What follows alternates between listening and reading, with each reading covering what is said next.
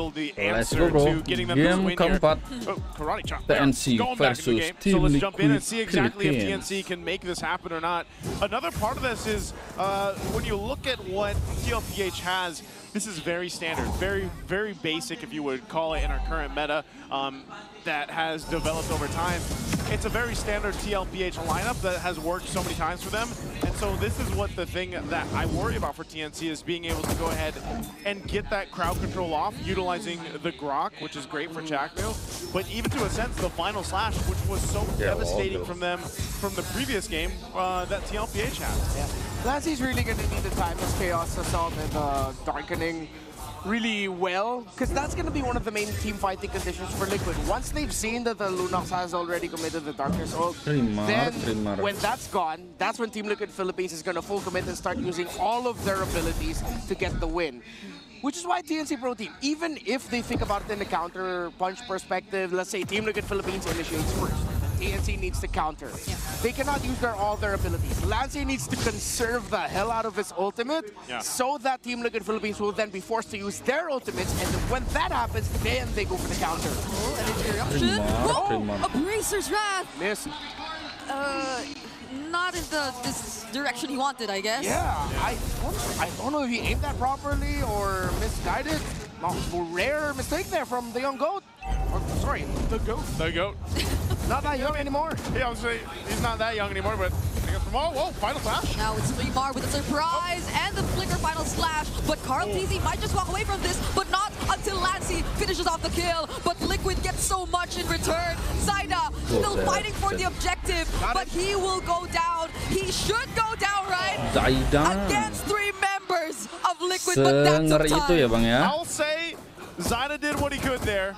Almost maybe potentially got a kill off of it, but he gets the turtle. Yeah, not the cleanest take there by TNC Pro Team. That's what I was talking about for skill conservation, because the other layer is make sure that they have their sights on Sanji, know where the Farsa is. The fact that he was left unchecked in that upper mid shrub meant that Liquid wins that easily. So if 3mar's gonna initiate and Jackdo's gonna initiate, then make sure you have eyes on where the Farsa is. Yeah, I wonder how that changes TNC's playstyle though, because for majority of Lancy's Lunox games, he's just really that aggressive kind of Lunox who goes in when he finds a target, maybe in a way so he could also deal some damage just like that. And maybe this one's worth it. Yeah, that definitely is worth it. 2 ultimates used, but then they stop a little bit of the rotation of Team Liquid Philippines because the Farsa is very important to that. So that was a great call by TNC. Using that Rampart, but also getting the Purify out of it. So, yeah, that's a pretty good win for them. A small win in the mid lane, but at least it kind of helps build up. Also, you got to see Lancy's sitting on 2 kills. So again, you know, this Lunox, it showed time and time again in the hands of Lancy that it can turn games around, and if he gets a lead and builds up into his scaling a little bit quicker, that's going to be great for TNC. You can see he's barely ahead of Sanji, but still, nonetheless, having that little bit of advantage and lead for the team as a whole will help TNC into the next objective here. That second turtle should be a lot cleaner, I would say, because of just this setup going into it. Now, I'm not sure if the XP laners are going to want to rotate down to this, or they just leave it, depending on how they decide to play this out, because you still have the gold laners on this close side. Plus, oh, you can see they're prepping for the potential rotate. Yeah, the thing about Dangerous Grass is Benny Cutie can hold a perfect spot right now that Liquid needs to constantly check. So this is a great map actually for a gold lane show, and great positioning by Benny Cutie. See Carl Tizu had to check, he has to help Oheb get that crab coin. And now Benny Cutie can just continue threatening there while Chakno and Lancy handle mid. 3mar final slash! Oh, Mountain Shocker, Sanford's down. No help from the EXP laner of Liquid expected. AOG out, but Carl gets the turtle. Okay, he gets the turtle. Is that worth it though? I mean, they technically traded Sanford even though he got final slash, but they got the objective. Well, if they can build it into a Turtle 3 win, but at this point you don't want to give any more turtles to Team Liquid Philippines. They're playing around a Fredrin, they're playing around a Farsa. I'm actually surprised too. You're still, you know, when you think about it. Hold on. Charge up from JP. This is going to be used. Final slash. Error. Final slash. Lancy using the dark ultimate. Sanji though. Oh, his feathered airstrike gets cancelled. The Bracer's Wrath also doesn't land. And now they're trying to fight against 3mar all alone. Sanford doesn't pick up the kill, but 3mar might just go down. Oheb will pick it up. Oh, A whole lot was thrown there, Redmar. Yeah, what hurts there is that Oheb actually got a Skypiercer stack on him, so that begins the momentum now for Team Liquid. What looked like initially a little bit of a mistimed dash and taunt there by JP was eventually turned into a win for Team Liquid Philippines because TNC were not able to convert more.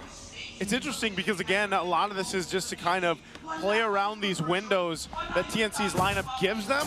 But you see when these fights bring out tech charge like that, if TNC takes those windows and they don't actually land what they need to, they lose a lot of that setup potential. They lose a lot of what makes this lineup work.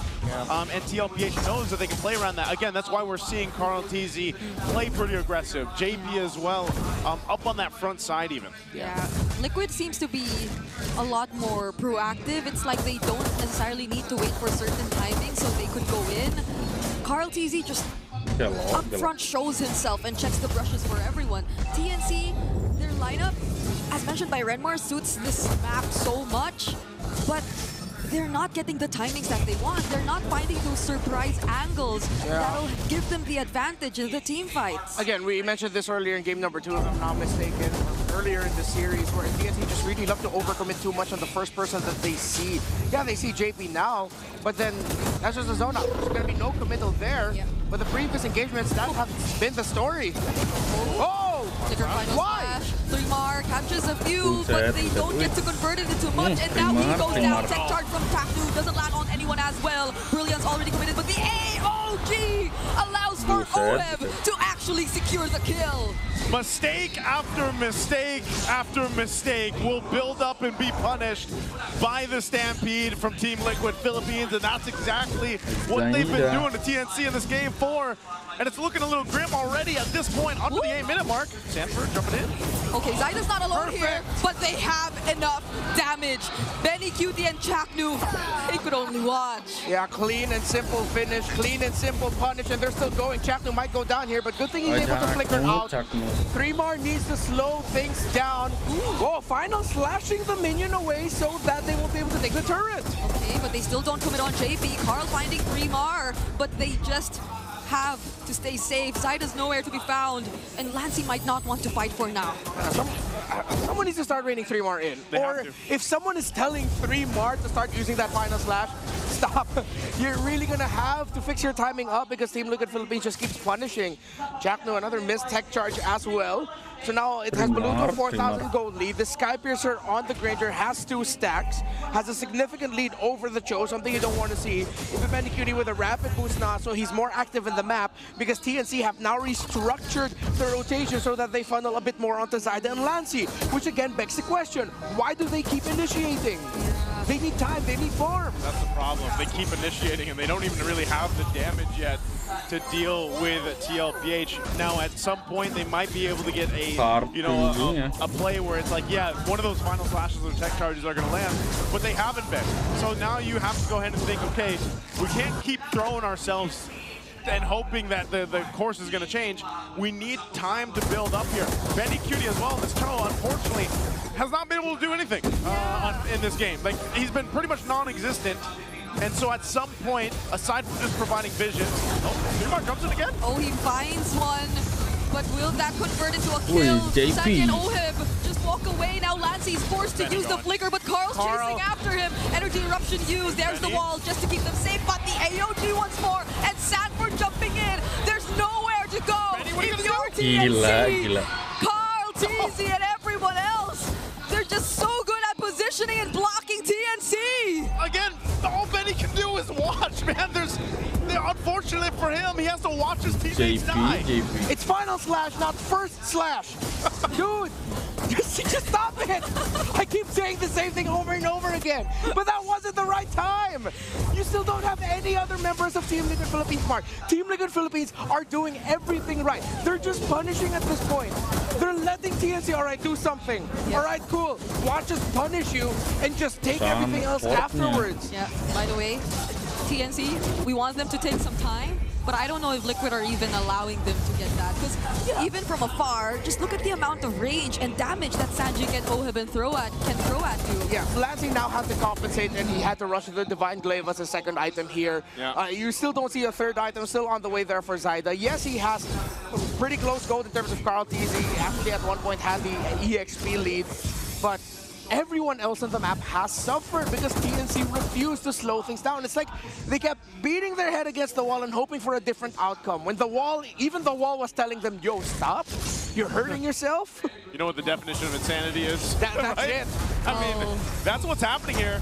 And maybe part of the decision that, hold on. Yeah. Again, under this. What we've been seeing from TNC has been a far cry of what they've been doing in the whole playoffs. I like it. Oheb hurts. Oheb hurts so much. This is the problem, though. I think they've been in a position where it's like they're counting on 3mar to start things up so that that tech charge can come in later. Maybe that's the idea here from TNC, but they might potentially even get pressured into the base. Yeah. They don't really have much of a fighting chance currently. They need so much time. Yeah, but again, they keep doing that when they still don't have the full info onto where the other members of Team Liquid Philippines are, that it's easy for Liquid to just go counter-punish. Yeah. So now they're going to have to play from behind up against a lineup that is range-based and has an 8,000 gold lead. This lineup, perfect for defense, but it's also great for offense. Oh, JP going in. Sanford 2 might go next, but he gets to receive the Way of the Dragon. 3mar though has to figure out. But now the Appraiser's Wrath lands onto him. He's still actually gonna go in. 4-man tech charge. Benny Cutie looking for a target, but he doesn't find any. Carl Teasy no longer has the immortality. Zyda will be picking up the kill. Lansing going in as well. But everybody's still trying to fight back. Lansing actually finding a double. Oh, 2 goes down. Another shutdown for Lansing. But JP denies him of another. JP and Sanji left alive, though concealed to disengage. They're happy with that. Oh, Sanji! Oh, so close. All right, Zyda's gonna live. Yeah, well, see what I was saying? They did it after Team Liquid Philippines initiated, and they went for a counter, which was good. Now you have a tech charge because you have full info. That's what TNC needed to do for majority of this game. Now they finally got it, and I think that was a bit of a heat check now towards Team Liquid. Carl Teasy won't have immortality back for a while, but I think Liquid now are going to slow down the pace so that they have immortality back on their hands. Sanji is up to a Divine Glaive, and even more so now, even though TNC were able to crawl a bit back of the gold lead, get just a little bit more presence in the map, just a little bit. The fact that there's a Divine Glaive on this Farsa now means TNC needs perfect execution to swing it back towards their favor. Yeah, but this is looking so good for Lansy though. Majority of the kills went over to him. Yeah. So now he's pretty much equal with Sanji in terms of gold, also the number of core items that he already has secured. But whoop! Jump in, JP. Oh, Lancy's in trouble. They used the Feathered Airstrike already, but they're gonna have to fight for the Lord here. Yeah, Sanji's really low. I mean, Lancy's really low. Now Sanford gets his eyes on him. Carl Teasy securing the turtle. Benny Cutie might still go in. He goes in with Chaknu, tries to find Oheb, but Chaknu gets bursted down. Appraiser's Wrath lands onto them as well. 3 members of TNC are down, and now they're going for the chase. Carl Teasy was fired up. He was yelling towards TNC. Ooh, Unbreakable doesn't land. Sanji wins by wings. Can they actually go for the sandwich play? Oh, the Traceless keeps him safe from the stuns, but JP, he's still going after him. Can Zyda live? Mountain Shocker, but the Sky Piercer stacks are too much. You can't escape Oheb on the Granger. There's too much range from Team Liquid Philippines. And now with this, they're gonna get ready to march towards the base and potentially ending the game here with this kind of lead, this composition. Can TNC defend and stay in the game? The Lord charges in the mid. Endable, it's endable. Oh, hold on. Lord's still there. They're gonna have to clear this out. Oh, We're still gonna be working on here. Jack doing the brunt of it all. Okay, now there goes the final slash. 3 more catches, 2. Tech charge has the follow-up. They might actually find an opening, but Sanji is walking away. They can't, or they are not paying attention to Oheb. Benny lands the kick, but the revitalize is there. 2 tag team members side by side, and Sanford going in. JP follows 2, but they want the cleanup more than anything. Before anything, a monster kill for Oheb.